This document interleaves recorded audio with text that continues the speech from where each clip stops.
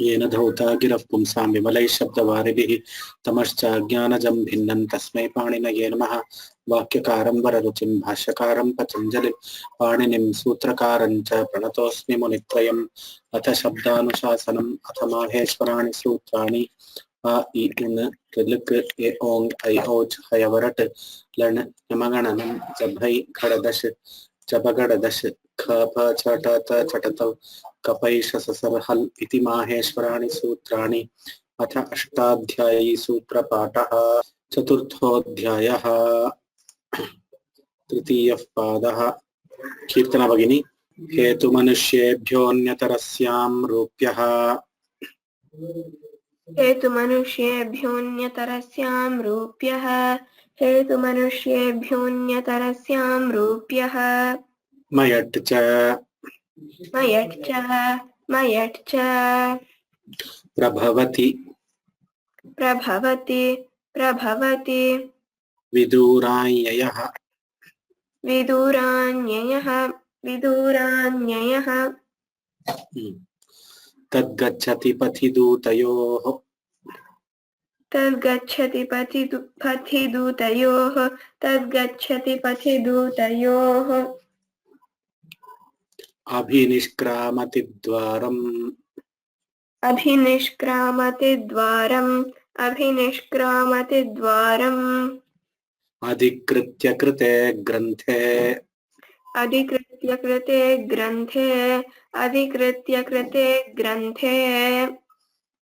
शिशुक्रन्दयमसभद्वन्द्वेन्द्रजननादिभ्यश्च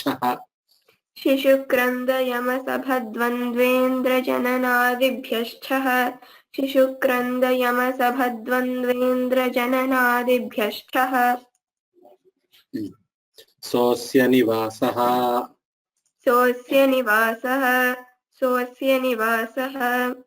अभिजनश्च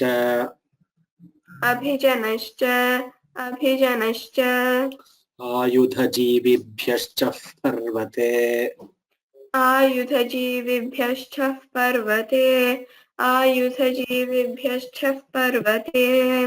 षण्डिकादिभ्योऽन्यः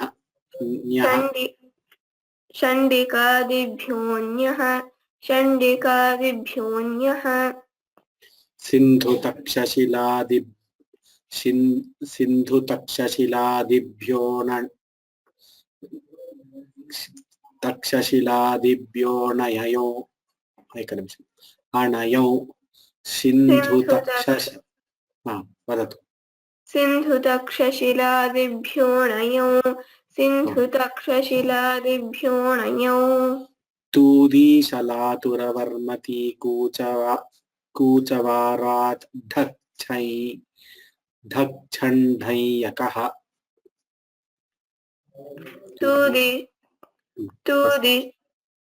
तूदिशलातुरवर्मती कूचवाराढक्छण्ढन्यकः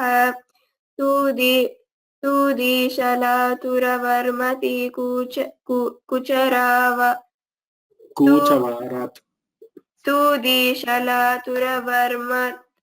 कुचवाराढक्छण्ढन्यकः भक्तिः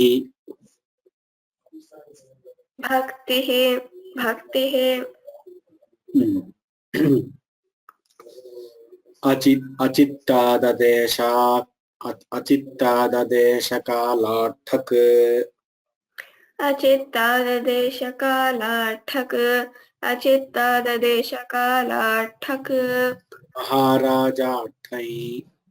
महाराजाठै वासुदेवार्जुनाभ्यां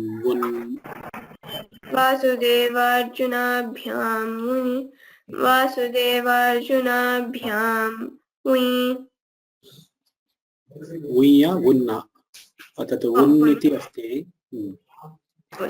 वासुदेवार्जुनाभ्यां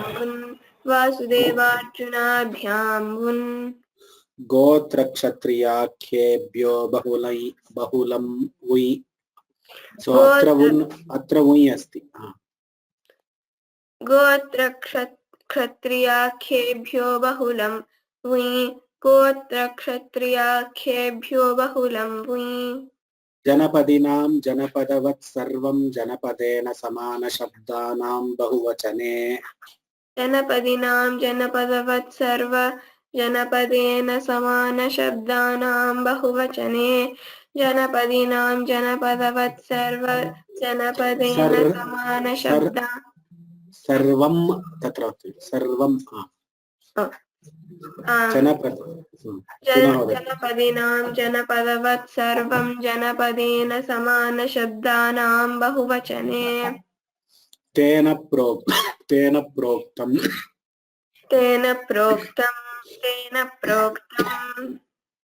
क्षम्यतां तित्तिरिवरतन्तु खण्डिको खाच्छन् तित्तिरिवरतन्तु खण्डिकोत्खाच्छन् तित्तिरिवरतन्तु खण्डिकोत्खाच्छन्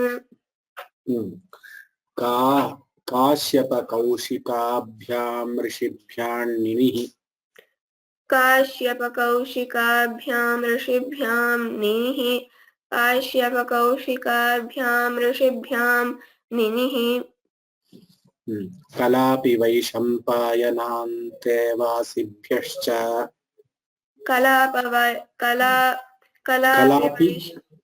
कलापि वैशम्पायनान्तेवासिभ्यश्च कलापि वैशम्पायनान्तेवासिभ्यश्च पुराणप्रोक्तेषु ब्राह्मणकल्पेषु पुराणप्रोक्तेषु ब्राह्मणकल्पेषु शौनकादिभ्यश्छन्दसि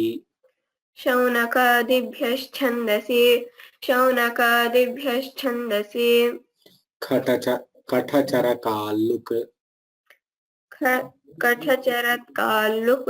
कठचरकाल्लुक् कलापिनोन् छगलिनोढिनुक् छगलिनोढिनुक् पाराशर्यशिलालिभ्यां भिक्षुनटसूत्रयोः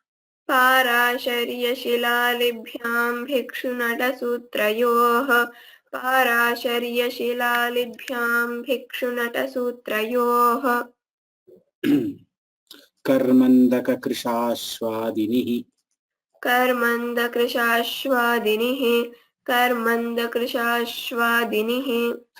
तेनैकदिक्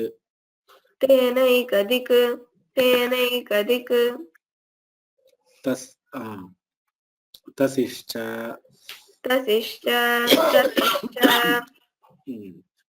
उरसो यच्च उपज्ञाते कृते ग्रन्थे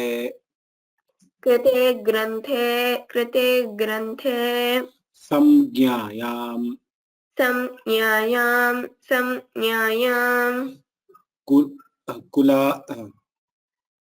कुलालादिभ्यो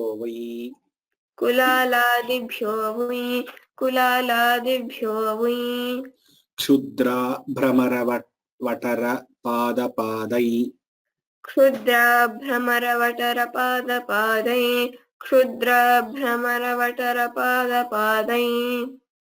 तस्येदं रथाद्यत्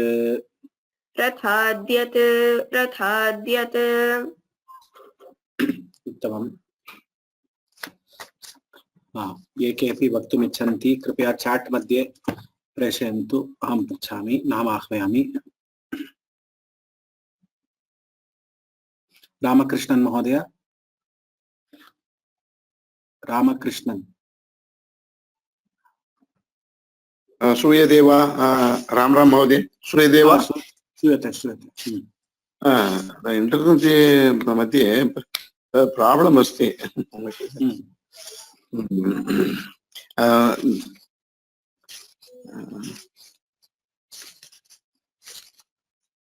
अध्यायः तृतीयोऽध्यायः तृतीयपदः वदतु महोदय।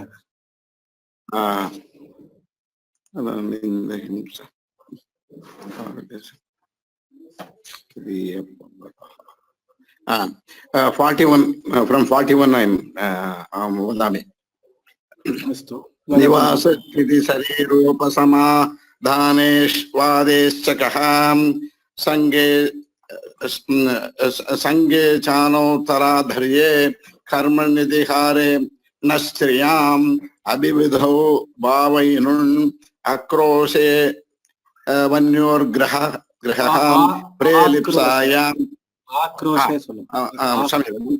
क्षम्यताम् आक्रोशे वन्योर्ग्रहः प्रेलिप्सायां परो यज्ञे नववृद्धान्ये उदिश्रेदि यौदि पूद्रुवः विभाषाङ्गिरुप्लवोः अवेग्रहो वर्षप्रतिबन्धे प्रेवणिजां रश्मौ च लुणोतेराच्छादने परौ भवोवज्ञाने येरच रुदोर ग्रहवृद्र दीर्घ ऋदोरप ग्रहवृद्र निश्चय समर गमश्च उपसर्गे दह नौण च व्यध जपो रनुपसर्गे स्वनः सोर्वा यम समपनि विशुच नौ गदनद पटस्वनः पणो वीणायां च नित्यं पणपरिमाणे मदोनुपसर्गे प्रमद सम्मदौ हर्षे समुदोरजपशुषु अक्षेषु ग्लहः प्रजने सर्तेः ह्वस्सम्प्रसारणं न्युभ्युपविशु आङ्गियुद्धे निपानमाहावः भावेनुपसर्गस्य हनस्य वदः मूर्तौ गणः अंतर्गनो देशे आगारैकदेशे प्रगाणश्च उद्गनोत्यादानम् अपगनोऽङ्गं करणेयो अपगनोऽङ्गं करणेयो। धन्यवादः। नेक्स्ट टाइम धन्यवादः। उत्तम। सौरभ जी। राम राम सर। I'll start from Tritiya Adhyaya, Dvitiya Pada, from the very beginning. Okay. Karmanyan havamascha atonupasarge kah supistah tundashokayoh parimrijapanudoh predajñah samikhyah gaposhtak harateranadyamanech vayasi आंगिकाच्छीले अर्हः स्तंभकर्णयोरमिजपोः शमिधातो संज्ञायाम् अधिकरणे शेतेः चरेष्टः भिक्षासेनादायेषु च पुरोग्रतोग्रेषु सर्तेः पूर्वे कर्तरि ताच्छील्यानुलोम्येषु दिवा विभा निशा प्रभा भास्कारान्तानन्तादि बहुनान्दी किं लिपि लिपि बलि भक्ति कर्तृ चित्र क्षेत्र संज्ञा जंघा भाव हर्य तद्धनुरुषु। तावदेव महोदय। धन्यवादः। तत्र एकं विषयमस्ति, तद्धनुररुषु तद्धनुररुषु ररुषु ररुषु ओके ररुषु नास्ति ररुरुष रुषु रुषु रुषु रुषु ओके रुषु okay I'll try once more. Okay. देवा विभा निशा प्रभा भास्कारान्तानन्तादि बहुनान्दी किं लिपि लिपि बलि भक्ति कर्तृ चित्र क्षेत्र संख्या जंघा भाव हर्य तद्धनुरुषु okay I get it, but I'll have to practice it. Yeah. And bahava, there also there is one change. Jangha, okay. Can you tell from jangha? जंघा बाह्वहर्य तद्धनुरुषु रुषु. बाह्वहर्य. Okay. Right. Okay. I'll practice it. Yeah. Thank you. जी एकनिमिषं तत्र 4388 अस्ति खलु, एकवारं वदतु जी. 4388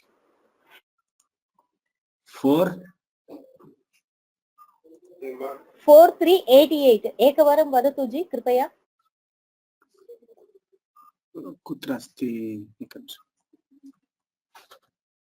4388 शिशु क्रन्दयम शिशुक्रन्दयमसभद् द्वन्द्वेन्द्र जननादिभ्यश्च. किमपि संशयः अस्ति वा?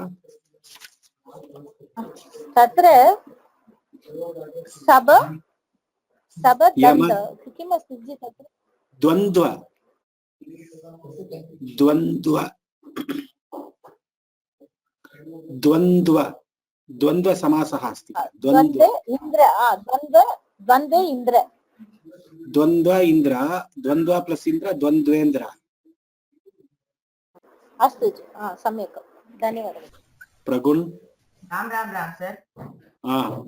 श्रूयते वा? श्रूयते. सर, I want to say तृतीयाध्यायस्य प्रथमः पादः 56. वीडियो 56. वदतु. सर्तिशास्त्यर्थिभ्यश्च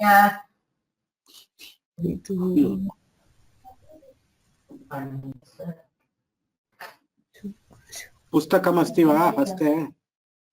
इरितो वा दृसमो मृजो लृजो ग्रजो ग्लङ्गस्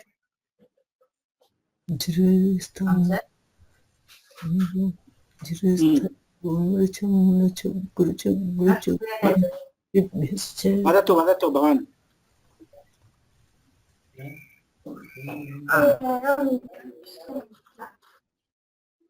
दृस्तमो मृजो लृजो ग्लजो ग्लुञ्जश्वेभ्यश्च गृं ऋद्रभ्यश्छन्दसि इरितो गृं ऋद्रभ्यश्छन्दसि त्यङ्गे पदः दीपदनबुधपूरिताभ्याभ्योऽन्यतस्यां कर्म कर्तरि दुहश्च.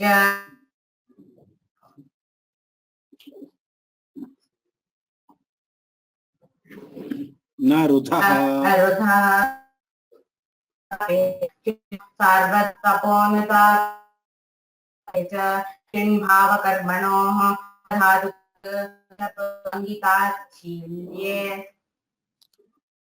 ಎಲ್ಲೋದಪ್ಪ? ಸಾರ್ವಧಾತುಕೆ ಯಕ್ ಕರ್ತರಿಷತ್. तपोनुतापे च चिन्भावकर्मणोः सार्वधातुके यक् कर्तरिषत्. दिवादिभ्यश्चन्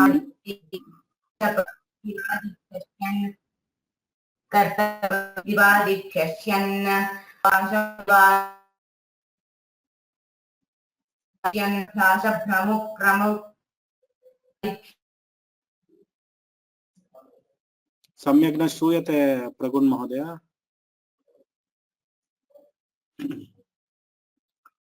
ಬೇರೆಯವರಿಗೆಲ್ಲ ಕೇಳಿಸ್ತಾ ಇದೆಯಾ? सम्यक् श्रूयते वा तस्य ध्वनिः?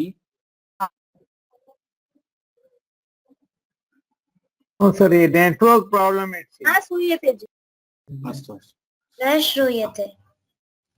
वाभ्राशभ्लाशभ्रमुक्रमुक्लमो अद ಹೇಳಪ್ಪ ಇನ್ನೊಂದ್ಸಲ. इदानीं श्रूयते वा सर? इदानीं श्रूयते. सम्यक् वदतु. आं सर वदामि. वदतु. दिवादिभ्यश्यन् वाभ्राशभ्लाशभ्रमुक्रमुक्लमुत्रसित्रुटिलशः. राम राम. सुशीला भगिनी.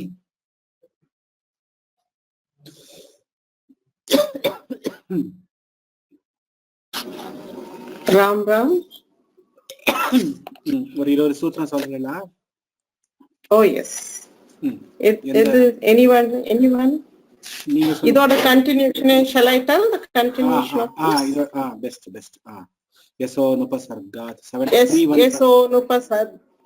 यशोनुपसर्गात् संयसश्च स्वादिभ्यश्नुः श्रुवुश्रुश्च अक्षोन्यतरस्यां तनूकरणे तक्षः तुदादिभ्यश्चः रुदादिभ्यश्नं तनादिक्रीभ्य उहु धिन्विकृण्व्योरच क्रियादिभ्यश्ना स्तुन्भु स्तन्भु स्तुन्भु स्कन्भु स्कुन्भु कुइभ्यश्नुश्च हलश्नश्चानज्झौ छन्दसि शाय जपि व्यत्ययो बहुलं लिङ्गाशिष्यं कर्मवत्कर्मणा तुल्यक्रियः तपस्तपः कर्म कस्यैव न दुहस्नुममां यक्चिणौ कुशिरञ्जो प्राचांश्यन् परस्मै पदं च धातोः तत्रोपपदं सप्तमीस्थं कृदतिं वासरूपो स्त्रियां कृत्याः तव्यत्तव्यानि यरः अचोयत्